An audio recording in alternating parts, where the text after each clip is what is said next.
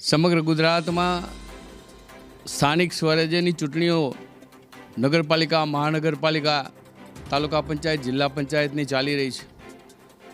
26 તારીખે રવિવારે સવારે 7 થી સાંજના 6 સુધીનું મતદાન છે. મારી આપ સૌ નાગરિક ભાઈ બહેનોને અપીલ છે કે આપણે સૌ લોકશાહી પદ્ધતિમાં મતદાનનો ઉપયોગ કરી અવશ્ય મતદાન કરીએ.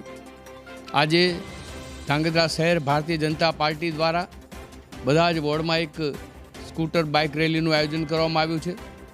સેંકડો યુવાનો સાથે બધા જ ભારતીય જનતા પાર્ટીના કાર્યકર્તાઓ આજે આ બાઇક રેલીમાં જોડાયેલા છે અને આ બાઇક રેલી દ્વારા ધાંગધ્રા શહેરમાં ભારતીય જનતા પાર્ટી હંમેશા 36 સીટ જીતતી આવી છે, તમામ સીટો જીતતી આવી છે.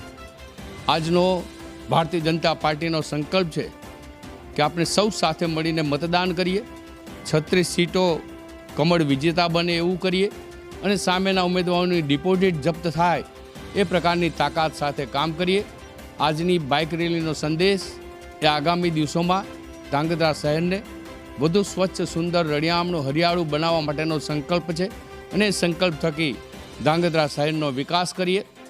ગુજરાતની સરકાર અને કેન્દ્રની સરકાર દ્વારા નગરના વિકાસો માટે અનેકવિધ પ્રકારની ગ્રાન્ટો જ્યારે પ્રાપ્ત થાય છે, માનનીય નરેન્દ્રભાઈ મોદી એ નાખેલો શહેરોના ધબકતા બનાવવાનો વિકાસનો પાયો એ મજબૂત બની રહ્યો છે.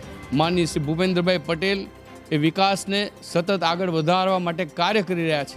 ત્યારે આપણે સૌ સાથે મળીને વિકાસના સાથીદાર બનીએ, ભારતીય જનતા પાર્ટીને વિજય અપાવીએ.